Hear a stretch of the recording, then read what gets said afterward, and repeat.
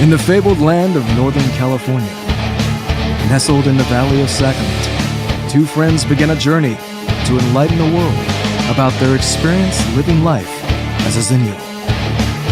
But what is a Xennial, you may ask? If you wish to know, then follow them on their adventures. Welcome to the Xennial Chronicles. This is James. This is Mike. How y'all doing today? I believe this is our third podcast now. I think it is. Yes. I think it is. We're actually being consistent at something, or at least I am. Yeah, well, I don't know what's happened to me. I know it's a little bit weird, keeping things going. And we actually we were just discussing we were almost on time today, getting things done. I know, and then a camera went out, and whatever. Stuff happens, right? It happens. So today we're going to be talking about something that I believe is one of America's biggest pastimes. Okay, what was that? Well, it's not baseball. Okay. It's not football. Okay, good, because I'm terrible at following either one of those. Although it is something that people do while watching baseball and football. Okay. Drinking. Imbibing of alcoholic beverages. Of course, okay. This is something we do all the time, but a lot of it, baseball, football, bars. This sounds like it's going to get dark. Yes and no. I mean, there's some seriousness to this, but this specifically has to do with some changes in the perception of drinking that happened during our lifetimes. Spawned by something that happened specifically during my lifetime, not necessarily yours. Okay. A little bit before you were born. All right. But I'll get into that. All right. But alcohol is kind of a very important thing for the United States. It's a big deal here. Well, we did write a law abolishing the use of it.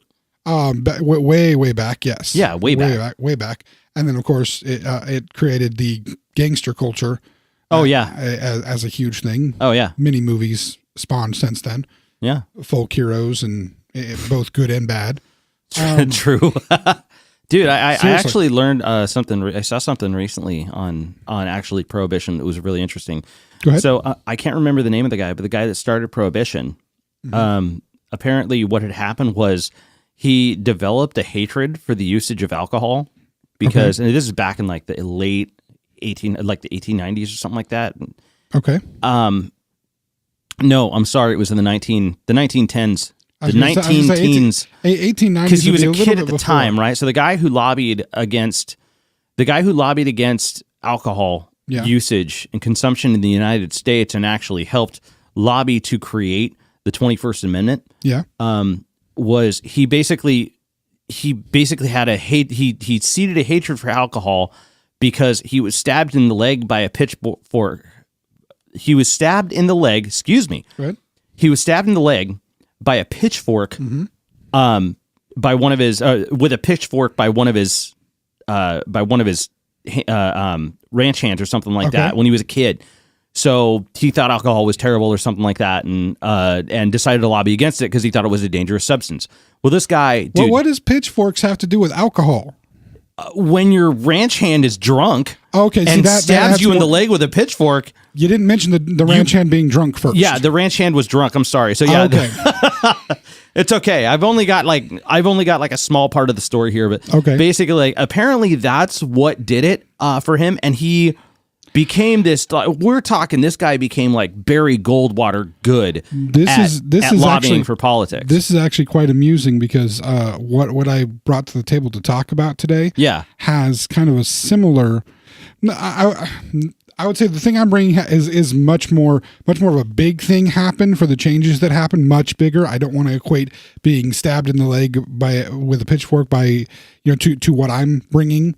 As far as the changes that happened because of this incident, but a similar incident, something happened and somebody made a change in how alcohol was perceived and what was happening with alcohol. That's essentially what it was. But this guy was the cool thing of not exactly cool thing, but the really interesting thing about this is that this guy was one of the seediest dudes in politics like ever, and he was super convincing. But one of the things he ended up doing, like he did all this crazy stuff, and he had the 21st Amendment written, put together, and had Congress vote on it, and actually had it passed, and like all this kind of stuff. Yeah. But a lot of the shady crap that he did afterwards was nuts. So this guy, first off, when they started bootlegging because of the counterculture that happened from alcohol becoming illegal. Yeah. Right. And the mob and like all that kind of stuff. This guy hired the KKK to raid bootleggers. Well, but you need to understand that at that point in time, the KKK would have been an organization that had political and religious ties. That were like this was almost an acceptable gentleman's club at the time. It was not the organization how we view it today as a hate group. This was it's only because they were a hate group at the time, but that's not how they were perceived. They were perceived as a pride group and true. As a it doesn't matter, group. but that is regardless. Because, but the KKK's like involvement in politics is very, very. There's a long history. I'm not getting to that point. I'm just saying it's not necessarily irregardless at that time. At that time, those would have been that group would have been a respectable group of people as far as their perception in society was. They were perceived as somebody that was trying to protect the culture of white people back then. But they for them to be doing things that were involved with a political lobbyist. Or even politicians at that time. Oh yeah, would have actually been acceptable. There's a lot. They're kind of a lot of the time. Like people can argue nowadays that they're still pretty involved in many circles that you don't hear about. But that's beside the point. Okay. The most interesting thing that I actually thought about this guy was the fact that he was the one that actually poisoned cleaning alcohol, because what would end up happening after this was he is one of them that started the poisoning of the alcohol and getting people sick. He was the one who created, what is it called, Formula 30. He's the one who helped create Formula 30, poisoning cleaning alcohol because a bunch of workers were using cleaning alcohol to get drunk as an alternative because selling alcohol was technically illegal and it was a cheap way of doing it. So this guy's responsible for a bunch of crazy shit. I'm going to say make sure to when you post this up, link information to this documentary that you watch, or whatever this program that you watch was, if you can. Well, the documentary I watched was a drunk history YouTube video. Do it anyway, because that actually makes a lot of sense to make it a drunk history thing. It's a really cool story, but it was kind of fun just to watch. But these people don't really put this stuff out there. Most of the drunk history stuff that I've actually watched is not essentially untrue. It's just like a really it's way of saying it, but it's still true. No, it says all the actual points. It's just satirizing and humorizing it as much as possible. But you still get the important historical things that happen within it. And actually, I'm glad you mentioned drunk history, because it didn't even dawn on me to mention it with what I was bringing to talk about. The drunk history is actually showing what's the word I want to use? It's a change in this perception thing that I brought here to talk about. This perception that changed when we were kids. Yeah. It's changed again, and drunk history is an example of how it's changed again. Yes. So, but good point in that the United States has had a tumultuous relationship with alcohol, more so than many of the other countries. I mean, alcohol is important for many countries in the world, and many countries have it as a big part of their culture. They have specific alcohols that are indicative of their countries and culture. Mm-hmm. They have kids drinking at young ages. Mm-hmm. But America, we've had some difficulties with this. We've had prohibition, and then we have what happened in 1980. Okay. Specifically, let me look at my note here.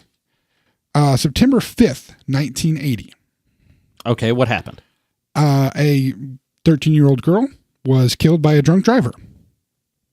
Well, that happens a lot. This happened specifically. Not to play that down. That was a terrible way of saying that. It does happen a lot. It does happen a lot. I'm just stating a fact. No, interestingly enough, this happened at the T corner, because it's a T corner, of Sunset Avenue and New York Avenue in Fair Oaks, California. Really? Right here in Northern California, in Fair Oaks, California, corner of Sunset and New York Avenue. This 13-year-old girl was hit. Okay. Her mother, Candace Leitner, decided that after this 13-year-old her daughter was hit and killed by this drunk driver, that she was going to start a group, an organization, to try to stop drunk driving. And thus was born MADD, Mothers Against Drunk Driving. MADD was born in Sacramento? Yes, it was. Did I blow your mind? Yes, you just blew my mind. I told you beforehand I would. did not know that. In 1980, right here in Sacramento area. Holy smokes. In Fair Oaks. Didn't you live in Fair Oaks at some point? Yeah, I did. Yeah. Not too far from that, if I remember correctly. No, not too far from it at all. Yeah, just so many blocks away. Yeah, yeah. I'm sure you even drove through that intersection at one point or another multiple times. I'm sure that I did. And yet that is the birth of MADD. Now, anybody that's a Xennial, possibly some Gen Xers and even some of the millennials listening will know what MADD is. Mothers Against Drunk Driving. They did a lot of campaigns at schools. They put on different demonstrations at schools to try to curb and or eradicate completely drunk driving. Well, this was, okay, now that I think about it, so are you telling me that, I mean, MADD has been, so MADD's localized essentially at this point around 1980 to California, right? That's when it started. Did they turn it into did it become a national campaign? It became a national campaign. It's currently based in Irving, Texas. And it's not just national. It is moved to Texas, huh? It's in the U.S. and Canada. There is an office in every single state of the U.S. and in every territory in Canada. There's at least one office of MADD. Dude. It became a nationwide thing. Wow. Huge. And all from the start of this 13-year-old girl being killed by a drunk driver here in Northern California. That's insane. I did not know that. That was probably one of the most surprising things to me is how local this is to us. And again, how this happened. Now, this 13-year-old girl obviously would have been a Gen Xer by her, age and she was generation. 13 in 1980, yeah. But this, in 1980, is when the change started coming from this organization being built. And now, first thing I want to say is I don't want to say that this is a terrible organization in any way, shape, or form. There have been things that it has done with some of its demonstrations that may have gone a little overboard on a few things. Mm-hmm. But for the most part, I think we can agree drunk driving is a risky thing that can injure and kill people. And it's a risk that shouldn't be taken. Yeah, of course not. Absolutely not. It's definitely not something that we condone in any way, shape, or form. But it's interesting to note how the formation of this organization and its involvement in trying to stop drunk driving changed the perception of drinking in this country. Made the view of it a completely different thing. Really, as far as just not dealing with, I mean, I can understand the basic concept of don't drive drunk. That's a stupid thing to do. Well, how about the fact that before 1984, states individually set drinking ages, and in 1984, there was a federal law enacted. Now, I remember hearing about that. I remember. Sorry, I know I'm cutting you off. I remember hearing about that. Like my parents, the legal drinking age when my parents were when my parents had me, I thought was like 18. Well, in 1984, there was a federal law, the National Minimum Drinking Age Act, that was put into place. Now, here's the thing about it, though. This was put into place to make it so that the federal drinking age was 21. Right. But it didn't force all the states to necessarily do that. Okay. What it did is if the states didn't do that, they had to pay fines. They did not. I know it seems funny, but some states didn't want to change the age. You have to excuse me. There's we're not going to have cameras on this episode, but my face just did something weird, wishing that I had a working camera. Yeah, it was kind of a squinting, surprise, what the hell kind of reaction. The thing about it is this. We get to vocalize the reactions that we have from each other. The thing about it is this: the reason that they were willing to pay some of the fines for it and deal with the fine program for it is because they still wanted to sell alcohol to 18-year-olds. Okay. 18, I believe, was the youngest age that they had as a legal age for drinking around the U.S., but they didn't want to lose those sales. Those sales made more money than what it was worth to pay the levies for it. Oh, that makes a lot of sense. Until there was a court case in 86 that I believe it took place in South Dakota that basically upheld the federal law. And so by 1988, every state in the United States had set their drinking age at 21 to comply with the law. So it was you said it was South Carolina? Is that what you said? South Dakota. South Dakota, sorry. Which makes sense. What else do you want to do in South Dakota except drink? Okay, so their minimum drinking age was 21? It was 18, but it got changed to 21 because of a was lawsuit. The federal? Okay, so the federal minimum was 21. The federal minimum was 21, and again, you paid levies if you did not set your state minimum to 21. And finally, they're just like, no, this isn't working. We're making it 21. In 1988, they made it 21 everywhere. Wow. In 88? 88.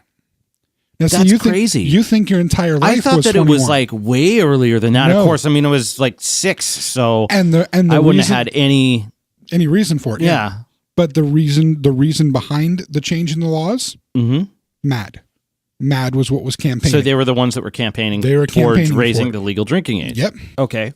They figure raising the age, it took, I'm sure some of the thought involved was you had the drivers that were from 18 to 21 that really were still young drivers, irresponsible drivers, thinking you raise the age, you raise the level of responsibility. Although I can tell you from the times that I have been out drinking, 21-year-olds drunk are no more responsible than an 18-year-old drunk. But still, that was, I'm sure, some of the recourse behind it.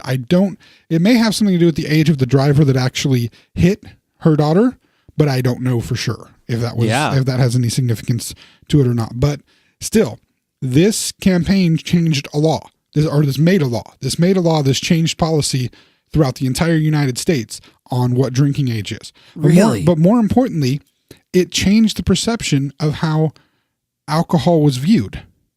Okay. And this is a perception that had been slowly changing, but became even more so once MADD became involved.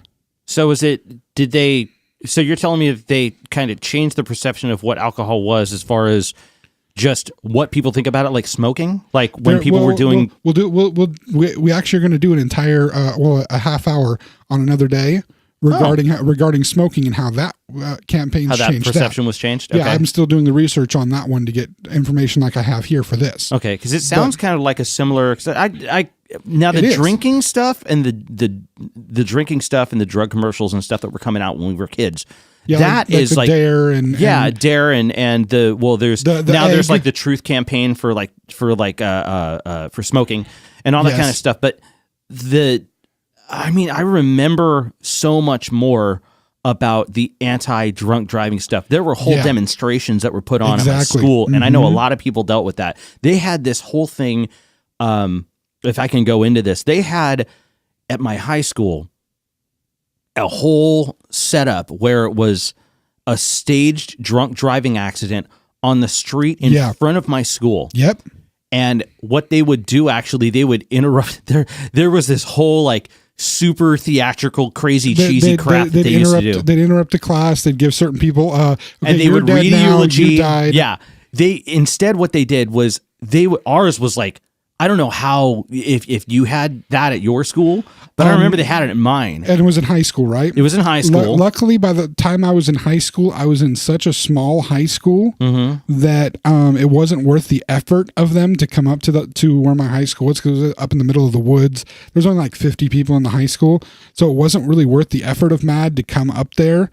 Oh, this was something that was done. I think this was something that was done by the school. Okay. I mean, they worked with the local police and did all that kind of stuff too. Yeah, but they had, dude, it was like crazy, crazy deep. So I remember in my classroom, I would be sitting in the classroom, and what would happen was there's 2 students, and then somebody dressed up as the Grim Reaper would walk into the classroom. Yes. Right? They would walk up, the Grim Reaper would point at one of the students. Yep. The 2 other students would read a eulogy for that student. That student would look around the classroom, say nothing, stand up, and walk out of the classroom. Yep. And it just seemed like such a high school play. And even if your high school may have been the one putting it on, this was inspired by what MADD was doing. MADD was completely behind it. Okay, maybe this was part of MADD, because then the next thing that happened, they took that idea and they staged a drunk driving accident where a wrecked car and students laying on the ground with, blood and broken glass and all this stuff. This was like directly in front of us. Like all of the classes were just basically, and this was where herded out to this display that they had, and it's the police, and they've got the flashing lights, and they're doing the whole thing and covering the bodies in the tarp and like all this kind of stuff. And they did that whole display. And I remembered hearing afterwards that they actually took the students that were part of that display. They took them in gurneys to the morgue and their bodies, quote unquote, were identified by their parents in the morgue. Now that I don't know about the length of that, but still. They did that. They added another step that I had never heard of anybody do. Wow. Yeah, that was like deep. It was pretty nuts. This is where I say when I mentioned earlier that they may have overstepped a little in different points. That's the overstep. That is just like, dude, that put their parents and the students through a completely different type of trauma. Don't worry, they were totally open and had a full open discussion with, hey, we're doing this. This is how we're going to do it. This is the whole thing. We want to make sure, but this part of it is about knowing the experience of what that is and what you're supposed to be. So, did any of that stop you from drinking? From drinking? Did any of it stop you from drinking and driving? No, like I was lucky enough to not really have to put myself in the drunk driving situation. Yes, I was gonna mention the fact that for a number of years there, you lived in a location where you didn't have to drink and drive. You had to drink and stumble across the street 100 feet basically to get to your door. Yeah, in my 20s, I would go to the bar across the street and drink a lot. Stumble home with a bucket in hand. With a bucket in hand? No, they just supplied the bucket and they kept it there at the bar. Oh, they kept the bucket there. Yeah, they kept the bucket there. Did you have one with Don't worry, they had plenty of buckets. They were a bar. Did you have one with your name on it? No. It wouldn't have surprised me actually if you had. And then of course the few times I heard about you having pants around the ankles on the way home, but that's a whole different story. Well, that was just, look. Hey, at least you followed Madd's commands and you weren't drunk driving. You were just drunk stumbling. That's a lot safer. But yeah, those kind of campaigns, those scare the kids campaigns, it still had an influence on culture. Right. Culture was the culture of the United States was turning away from recreational drinking. Think about film reel you see from newsreel you see from in the 70s. People sitting around drinking beers, all happy. And in the 80s, drinking doesn't become a just hang out and do thing. It suddenly becomes, oh, this person is an alcoholic, in films and TV. This person's an alcoholic, so there's a problem. This person has a couple of drinks a night. They're an alcoholic. It's a problem.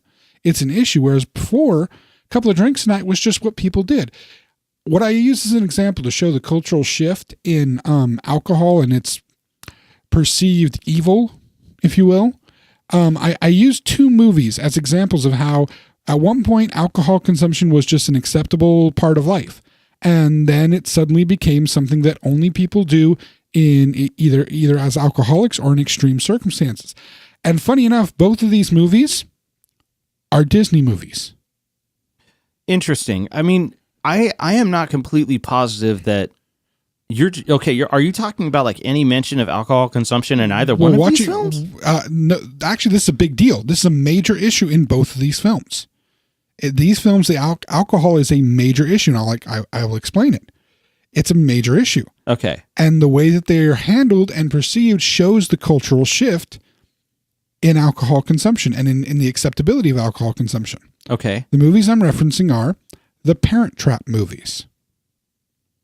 Let's talk about the original. Hold on. Whoa, before we... Okay, I like where that's going, and I have seen neither one of these. Okay, that's okay. Okay, now, that being said, I have seen neither one of these movies, but I think that this is the appropriate time to take a break on this and come back to it. Fantastic. We can do that now. Because we got this. This sounds like it gets deep, and I think it'd be fantastic. There is some depth to it. So we'll take a break and we'll come back and discuss how the Parent Trap movies show society's shift in, at least American society's shift in the acceptance of alcohol usage. Fantastic. All right. See you soon. Hey friends, this is Mike from the Xennial Chronicles reminding you to subscribe to our YouTube channel. You can also follow us on Twitter and Facebook at Xenchron, spelled Xenchron, to keep up to date on all things TXC. And please check out our official website, thexennialchronicles.com, or if that's too much to type, Xenchron.com. Thanks again for listening, and now, back to the show. And we are back. Hey. Hope everybody is still here. They didn't, walk away or turn it off or decide that they don't want to listen to us anymore. Yeah. Who doesn't want to hear about the Parent Trap? Hey, I remember watching the Haley Mills one many, many times when I was a kid. Okay. I've actually seen neither one of them, but I am really intrigued by this. I had no idea that was the case. Oh, yeah.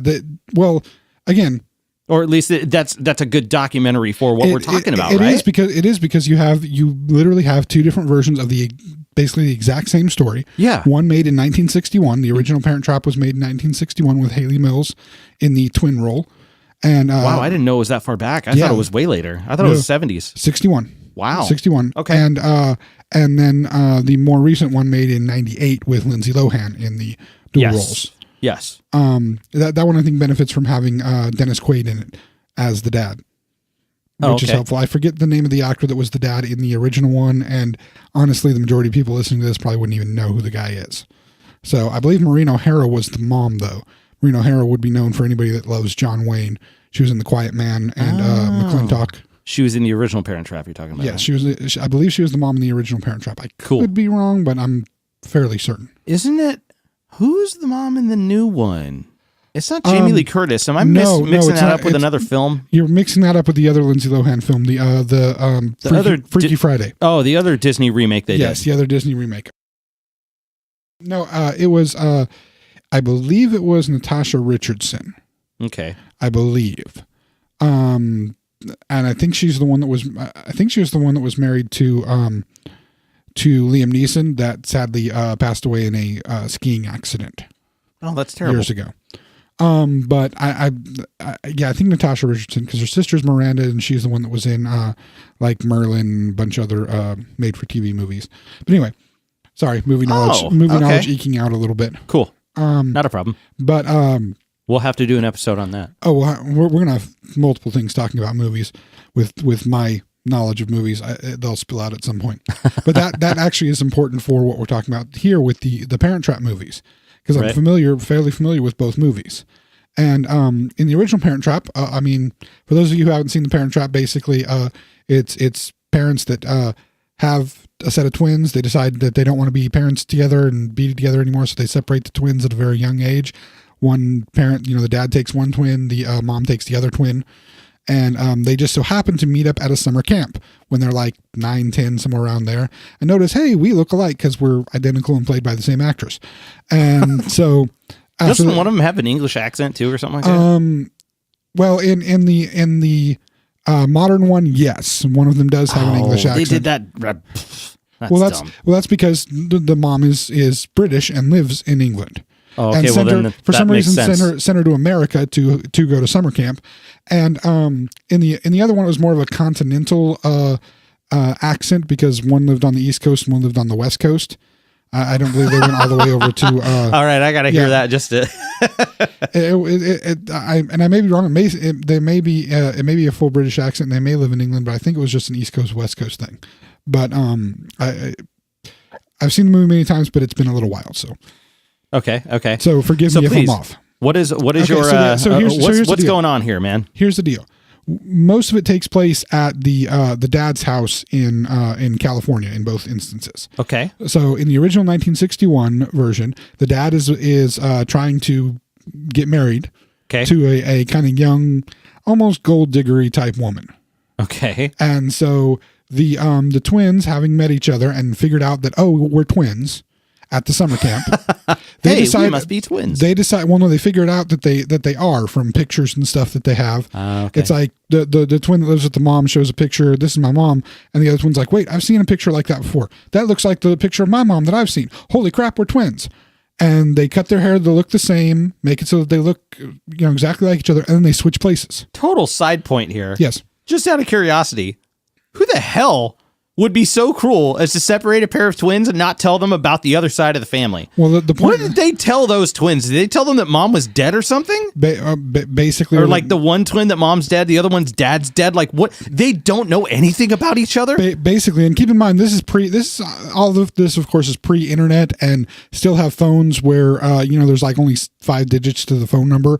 So in 61, they probably had the full number of digits on number, but still, this is the original one took place in a time where you really couldn't research that. There was no way to find out where your mom or dad was. Still doesn't change the fact that it's straight up psychological abuse. It is, but it's for humor and to share some kind of weird love story of parents getting back together that probably shouldn't ever.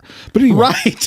We've made the agreement to go ahead and deceive our children. Yeah, basically. Well, because sounds like we're perfect for each other and them. What does it matter about deceiving children back then? Children were just kind of a grade above pets back then. But anyway, I guess they were still technically owned. Yeah, but anyway, so the twins decide to switch place. Okay, yeah. So the mom, the twin that lived with the mom, goes to try to meet the dad. Okay. The twin, and eventually they're gonna figure out a way to swap back. Hijinks ensue. Oh yes, very much so. Yeah. Especially when the twin gets there from the mom, goes to the dad's place and sees that the dad's trying to get remarried to this gold digger woman.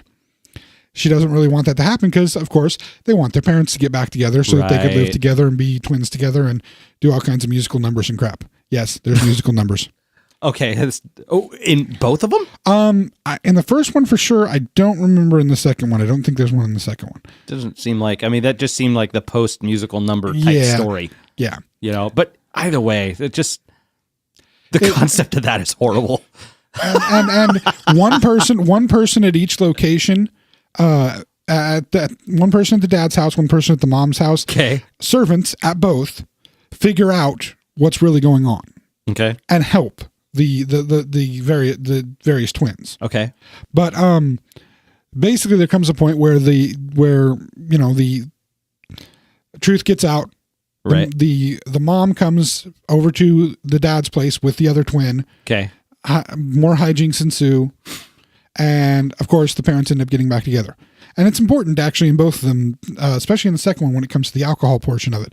It's important. By the way, this episode's about alcohol. It is about alcohol. Yes, as much as we're talking about these movies, it's about alcohol. I'm just trying to set the stage for the movies. Right. So this is kind of fun, supposed to be fun, even though there's the psychological element that's freaking you out. But it is. These are supposed to be fun, lighthearted seems like drinking comedies. is a lot lower on the list of problems that these people have. Well, and that's the interesting point about it, because there's nothing about the premise, the basic premise, and both films basically follow the same premise with different beats based on one being in 61, one being in 98. Right. And some of the geographical differences and the fact that, whatever. It's the same basic premise through both movies. Okay. And yet the alcohol is just a background thing in the first one, and yet it's actually an issue in the second one. Really? It's a background thing, but it's an issue. So in the first one, when you're at the dad's place, and he's got a ranch out in California, it's got a pool, it's got, horses and stuff everywhere. It's also got a drink station, a bar. Okay. Everywhere. This is the one in the 60s, right? This is the one in the 60s. Oh, he has a bar everywhere he goes, he's got a little, and I'm not talking about like a bar that like it's a fully formed bar. I'm talking like the little tray table thing that's got wheels that he's got a mobile bar with him all the time. I'm saying with wheels to try to get it into your mind, but it may be stationary. Okay. But it's one of those tray things that has all the crystal decanters on it. Okay. You know what I'm talking about? You've seen these type of things. So this is what Dad does. He just drinks. Not only does he have because he's fairly well off. Both parents are fairly well off in both setups. Well, how else can they afford to lie to their children on this level? Exactly, and send them to summer camp. But he's in that level of well off. Okay. Where his alcohol is in frickin' decanters. He doesn't have the bottles sitting around. He has multiple decanters of alcohol sitting on his bars, and he has one outside and one inside. So there's one in his living room. There's one outside by his pool, or it's the same one and it gets moved. Thus the wheels. Either way, he either has an assistant or this is my porch bourbon. Yes, and and the thing is, he's drinking throughout the entire movie. So the entire time he's Dean Martin. I wouldn't go to the point of him being drunk the entire time, but he's drinking. And he's not drinking beer. He's not drinking wine. He is pouring 2 to 3 fingers of scotch and drinking it. There's a priest that comes over to discuss the wedding with him and his gold digger bride, or soon to be gold digger bride. Right. And he is drinking scotch. The priest is drinking? The priest is drinking scotch. Let's also add that every adult in the cast is smoking, because we'll use this as a smoking reference later as well. The priest can drink. He is a priest, but still, I get you. I get where you're coming from. Every adult is imbibing some type of alcoholic beverage at this house. Right. Every one of them. And it's not like it's just a normal random thing. It's never discussed.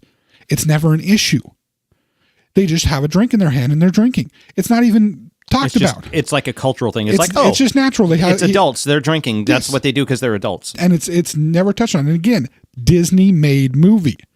this was acceptable for adults just to have especially a at that freaking time. decanter, pour out some alcohol, and drink something.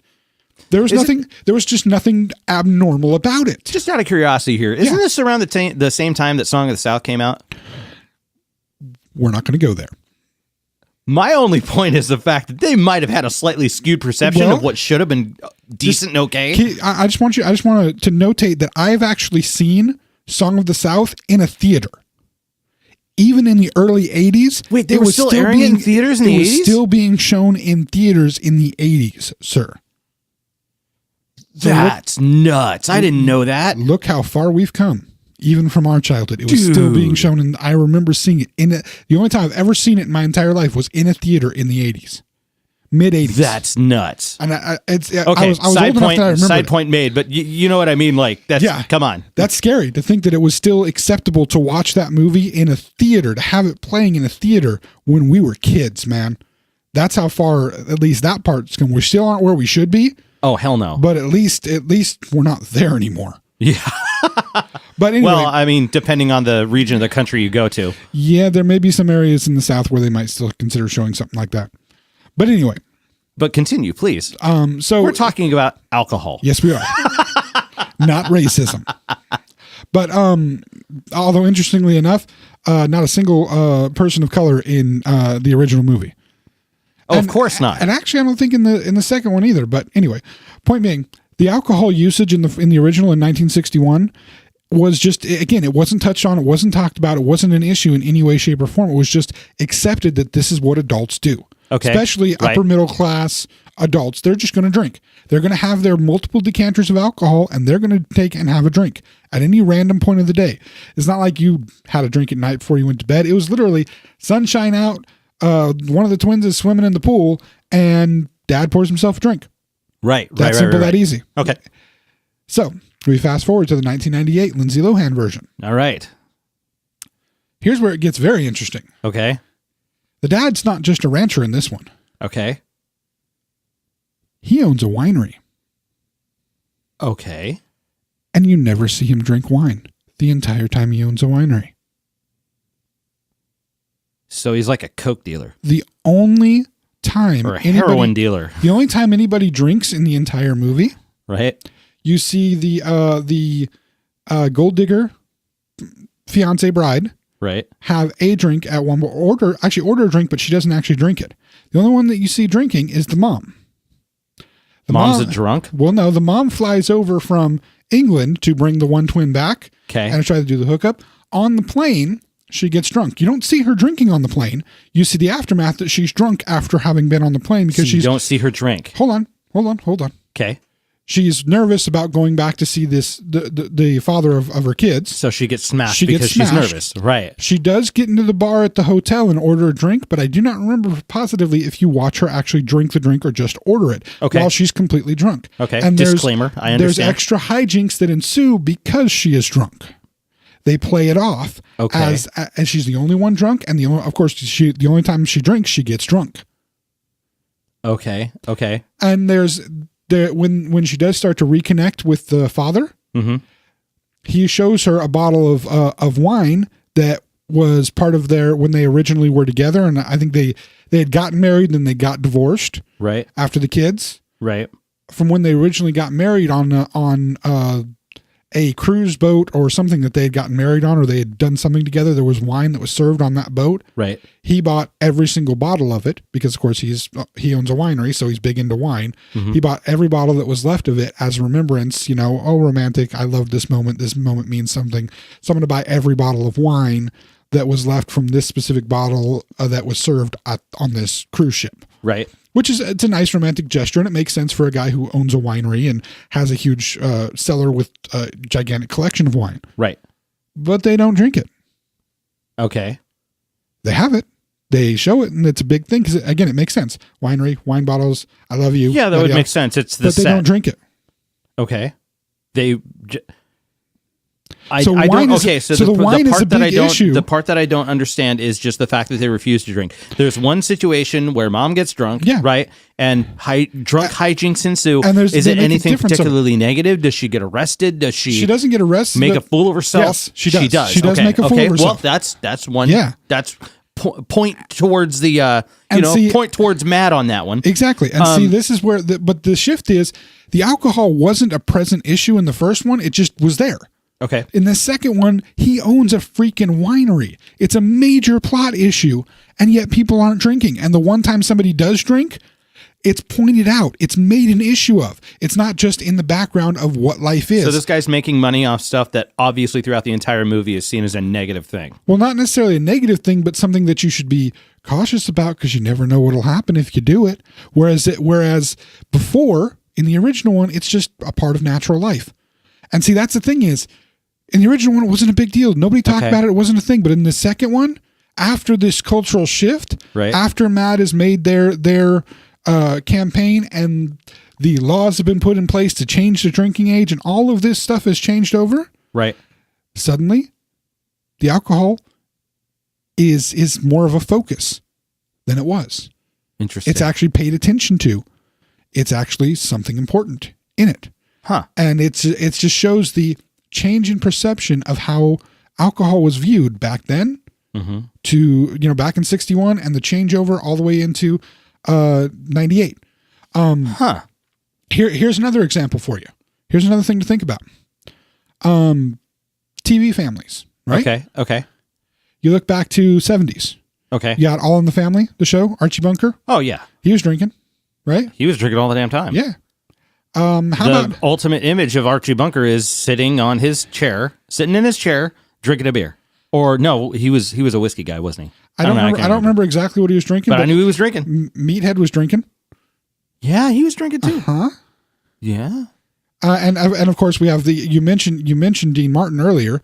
You have the Rat Pack drinking everything that they possibly can, 60s and 70s. And that time Dean Martin was drunk constantly. Yeah. They had the roasts and stuff that they were doing. He was always smashed and they would make fun of it. Yeah. But he was this Dean Martin, the lovable drunk, like that was his thing, and it became part of his persona. And who knows, maybe he didn't actually drink that much. He just knew how to act drunk all the time. But he was like pretty constantly sauced, and that was like they made it part of his character. Yeah. But if you notice, Dean was a lovable drunk. Yeah. Technically speaking, really weird as far as a character perception. In general, it's something that's really tough to even wrap your mind around today. Well, but it's tough to wrap our mind around today because we've been taught that you can't have that lovable drunk because the alcohol is going to do something to you. Let's look though. You'd say Archie Bunker was probably the dad of the 70s. Yeah, he was one of the bigger dads of the 70s as far as TV shows go. I would say he was a large cultural icon, but the reason why he was is because he was proven to be the village idiot. Yeah, there's that. Well, and you go into the 80s, right? Right. Think of the TV dads of the 80s. Which ones come out that you're thinking of immediately? I mean, many people, despite the more recent unveiling of things that happened in his life and the recent convictions of things that happened in his life. Bill Cosby was kind of a dad of the 80s until let's see. Bill Cosby was one. Oh my goodness, I can't think of the name of the guy. The dad from Family Ties, he was one. Yeah, Seaver, right? What was it? Was it Seaver? Last name? Seaver, maybe. But okay. Wasn't it Punky Brewster was adopted dad? I think there was a lot. Actually, the 80s. I can't remember that. That show's fuzzy to me. Wow, we're gonna have to go over a show of the 80s and the various adopted children. Yeah, that was a big deal in the 80s, wasn't it? A lot of adopted kids living with. You got Webster. You have Punky Brewster. Mm-hmm. You have there's like 3 or 4 of them. We're gonna that'll be another show. People will be the phenomenon of adopted kids in 80s TV shows. Ooh, Homer Simpson. Oh, you got Homer Simpson. Yes. Now that's an interesting one. Homer Simpson he was late 80s, but he can be considered definitely a father of the 80s. Yeah, technically speaking, right? It was like 88. How about 87? Yeah, something like that. It was 88. How about another one from the late 80s? Another one that's similar to Homer Simpson. Al Bundy. There's another one. And again, it's funny, drunk. Those two are interesting. Those two are interesting because they are about the only ones in the 80s that were drinking. regularly, that were seen to drink regularly. You know what's really funny about Homer Simpson specifically? Yeah, go ahead. It's the fact that cartoons in general were meant for kids, and the only regular drunk dad of the 80s in that time frame was a flippin' cartoon. It was. Well, I mean, Simpsons was never necessarily meant for kids. No, it wasn't, but it was one of the, it was a very pioneering show because it was an adult-oriented cartoon that came out in primetime. Yeah. Especially. But but what's really funny is that's a cornerstone of his character. Yeah, he drinks, he visits a bar, he goes. That's what he does. He's an idiot. He is. He's a complete. And it shows how much of an idiot he is, even more so when he's drunk. Oh yeah, he's just completely stupid. Al Bundy, complete idiot. I believe somebody made super shady. Yes, like super shady, just really, really underhanded, sneaky kind of a guy. Yes. A drunk that hates his family. Yes. Like that's just kind of, I mean, he didn't necessarily quote unquote hate his family, but he did hate their mannerisms and he hated their habits and just the general type of people they were. I mean, that's Married with Children is if you were to take Archie Bunker and make him an entire family. Well, there's that. Yeah. That's actually a really good analogy of the show. There is no moral compass to that show, but that's why it's funny. Well, and that's the point is, or at least to the stars of the show, to the family. And that's kind of the point is, when you look at the 80s and you look at the TV dads that did drink, you look at the main characters in TV shows that drank, they're not the moral people in the show. Yeah, they're painted as And this is again where the perception changes. They suddenly become people with alcohol problems, people with other problems. The alcohol helps stem the problem further. Yeah. And that's where I could see that. That's where all this shift happened. Now, the interesting part about that is we mentioned in the first half of the thing you were talking about, the drunk history. Mm-hmm. Drunk history was mentioned, and drunk history, if for those of you who don't know, is basically a TV show where various celebrities get drunk and then have to recount history things. Yeah, specific historical stuff that happens. Yeah, and it's interesting because drinking now has become more socially acceptable. Over the last, I would say, 15 years or so, we've seen a new shift in this idea of safe, responsible drinking that's now become a more socially acceptable thing to do. Whereas when we were growing up, the thing that they were trying to teach us about it was how bad drinking was, how horrible it was, how much trouble you could get in for it, how you needed to not do it. Same with, and we'll deal with these specific other ones later, same with smoking cigarettes was bad, same with doing drugs was bad. There were so many programs that were involved in our schools back in the day to try to stop us from doing all of these things. But alcohol has seen a resurgence in its acceptance.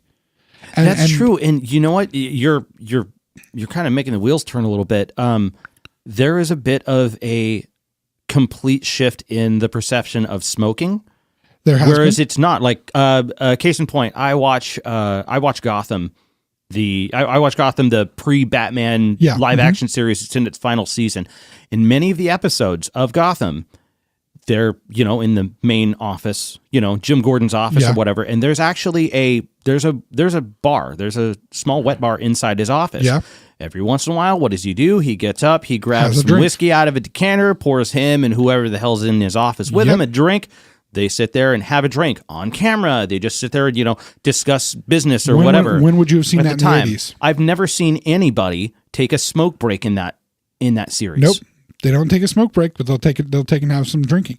Here's one to really throw at you. Here's one that shows how this second shift has happened. Yeah. This new shift of acceptable drinking. Mm-hmm. The TV show Friends. Okay. It's about a group of friends living in New York, right? Mm-hmm. That interact with each other, have various relationships with each other, all kinds of wackiness ensues. They hang out at a coffee bar. And... Okay. You're well, you're going to the point here. So I was going to ask you. This was not scripted, by the way. I was going to ask you, where do they hang out? At a coffee bar. Great. How about the TV show How I Met Your Mother? Wait for it. How I Met Your Mother. What are they? They're a bunch of friends that live in New York. Where do they hang out? They hang out at a bar. And what are we talking? 10, well, it's like a restaurant difference? With a bar, right? It's a bar. It is a bar. It is a bar. We're talking about 10, 15 years of difference of when these shows started. Yeah. They're having pints and stuff, Exactly. Yeah. One started, and you, in both of them, you have that one character that sleeps around with everybody. In Friends, it's Joey. In For How I Met Your Mother, it's Barney. Right? Right. Yeah, that sleeps with everybody they possibly can. Yes. Joey's not drinking. Barney is all the time.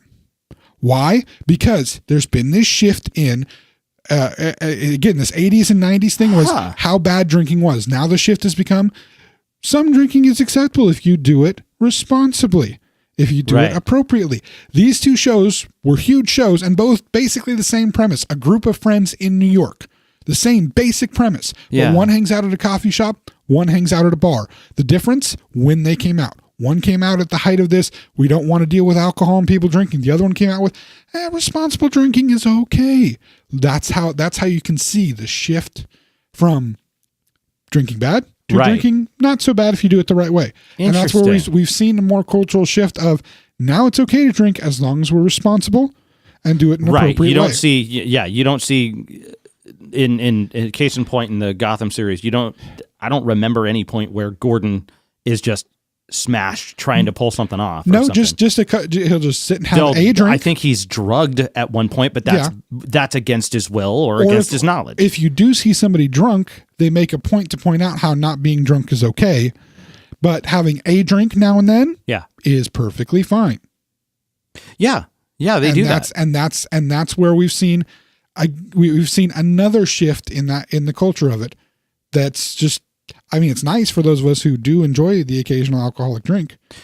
So getting back to what we're talking about, would you say that it was MADD that was kind of part of this cultural shift? I think MADD was it propaganda? Was it campaigning? What was it? I think MADD with their work and their work to get that law passed in 1984. Right. I think, and the other work that they put in with like the school things that you discussed. Yeah. The school demonstrations. I think they are the ones that started created the kind of anti-alcohol mind frame. Right. But I think what we're seeing now is people from our generation, our Xennial generation, and then some of the older millennials that have reached the age of majority, have reached the age of 21 and have started discovering alcohol and had also been bombarded by all of these school programs trying to, stop us from drinking, stop us from doing all these things. I think that this is more of like a backlash response from that. So you're talking about like what we're talking about is it just as a society we're trying to find a happy medium in media? I think that what's happening is it was a shift again, like I said before, of making us afraid of alcohol, of making it so that alcohol was a bad thing, demonizing it almost. And now we're seeing. So you're talking about it's kind of similar to the fear campaign that was put with drugs. Yes. Right? Okay. And now that the first generation to get that, the generation that got that heavy, our generation, and then again the millennials, right? Because this didn't start hitting heavy in schools until the mid 80s. Right.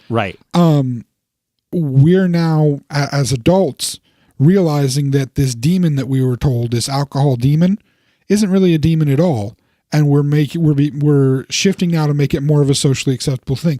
There's also the fact that a lot of alcohol companies have kind of bid on it as well, and you see a lot of alcohol ads will be talking about drinking responsibly. Drink responsibly, yeah.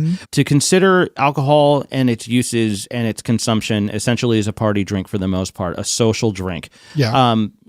Considering it and in responsible consumption of alcohol in general, is important. However, I know a lot of people that would essentially argue against the point that it is not necessarily good. Like there's no real uses for alcohol aside from cleaning products and getting drunk. Those are the only two uses. As a matter of fact, consistent usage of alcohol, it harms the body. Well, it does. Consistent and overusage, especially of alcohol, will harm the body. Overusage, yes. There are obviously.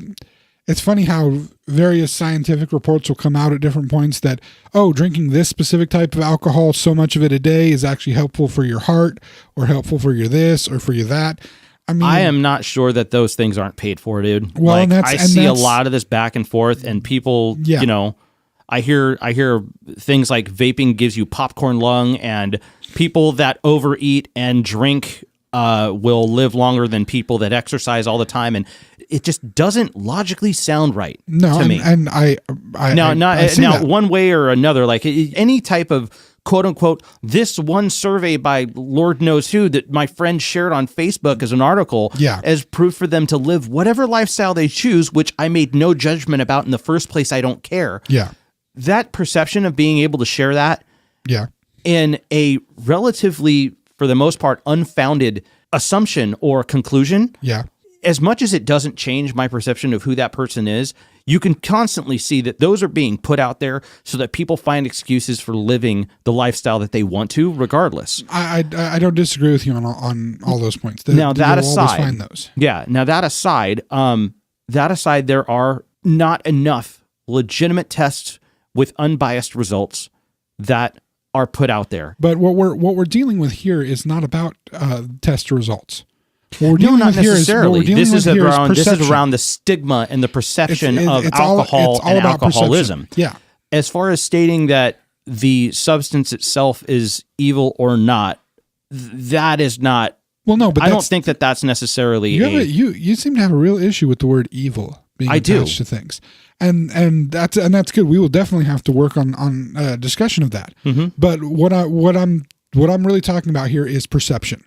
And that's the perception that was of alcohol that was pushed, at least, and again, perception is all how you interpret and all how you feel. The perception that was pushed during the years of the 80s by various groups, MADD being one of them, was that it was something that was an evil of society. And again, this is perception. This is not truly something evil, but this was a fear-mongering in a very similar vein of what McCarthy did. During the Red Scare, it was all about trying to drum up fear about something because of with the start of one person's tragic thing. And I don't want to make light of the tragedy of what happened. We don't make light of any tragedy like that. That was a tragic thing for a drunk driver to have killed that young girl. Yeah, but that tragedy spawned this eventual campaign, and by the way, she did eventually break away from MADD. Because they kind of went out of control of the direction that they ended up taking it. She did break away from MADD. So MADD was literally it's an acronym for Mothers Against Drunk Driving. Yeah, but it became Mothers Against Alcohol. But it became something more than that, and that's the thing: is the perception became that alcohol caused all of these horrible things. When in fact, now again we're seeing such a shift in it that appropriate consumption, no, it doesn't cause these horrible things. Instead, what they're focusing more on is the idea of, I'm sure you've heard this a lot recently, alcoholism being a disease, classifying it more as a disease that somebody has. Yes. That in many ways really puts it takes the I don't want to use the word blame because that's inappropriate, but it takes the responsibility off of the alcohol, because alcohol is just an inert thing. It takes the responsibility off the alcohol and puts the responsibility on the people that consume it. And I think that is where you're seeing more of a resurgence of alcohol culture. People are saying, no, it's not alcohol that's bad. It's people that make decisions that aren't necessarily the best for whatever reason. Sometimes it's because they can't make any better decisions. Sometimes it's because they're just stupid and make bad decisions. I think it's a good shift because it stops demonizing an item and it starts taking care of decisions and choices that people make and trying to get people to make better choices. Okay. Make more appropriate choices in what they're doing. Still be able to enjoy certain things, but make an appropriate choice to enjoy them as opposed to making a poor choice and abusing them. Yeah. This change that happened in our childhood as a result of what happened that day, that September 5th, started the cultural revolution of let's look at alcohol. It was a weird way to go about it, but let's look at this item and see how it affects us and maybe what we can do better. Hopefully it did help with drunk driving, but more importantly, I think it's given a new life and idea to appropriate use of alcohol in the world today. Yeah, that's important. I think it's something that the importance of responsible consumption is essentially immeasurable. Well, right? and funny enough, that runs to just about everything that we consume in our lives. Yeah. Everything should be consumed in a responsible fashion. I agree. You drink too much alcohol, you damage your body. You eat too many fatty or sugary things, you damage your body. Yeah. Smoke too much, you damage your body. I mean, all of these things do at some point damage your body when taken in excess. Yeah. There are some things that you only have to do one time and it damages your body, but others, if you're responsible with them, there are many things that are still good for you and still be able to be enjoyable. True. Anyway, well, I guess we'll end on that note. That's a weird note to end on, but I don't know, a little, I guess somber. I don't know. This sounds like this episode has a moral. It does it? I don't know.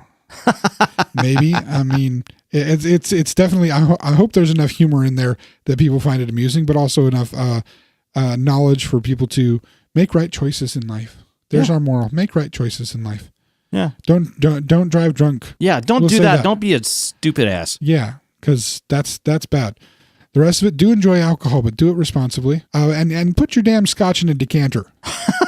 Seriously, be Mad Men badass. Okay. Deal. Okay. All right. Thank you guys so much. Make sure that if you're listening to this on YouTube, you hit the subscribe button, and then when the little bell pops up, you hit the little bell button to make sure that you get notices when we put these new videos out. If you are not listening on YouTube and you want to find out where to find us and find more information, we are on Facebook and we're on Twitter at the handle @Xenchron, spelled XENCHRON. Check us out at the XennialChronicles.com. I'm not spelling that. That's huge. Or you can go to Xenchron.com, same as the handle, XENCHRON.com, and actually get some of the podcasts there as well. And I have a promise for you all. In the next couple of days, after this comes out, I will have pictures up of my USS Flag that we discussed last episode. Oh, yeah. The aircraft carrier, and me asleep with my X-Wing fighter. I will get those posted. Not sure if I'm going to meme them, but I'm definitely going to post them. I wonder if I can find any of those toys that I had when I was a kid. Find some turtle toy pictures. Yeah. That'll be good. All right, man. We're out. I'll talk to you next week. Thank you, guys. Have a good one. Thank you for tuning in, friends. The journey continues next week.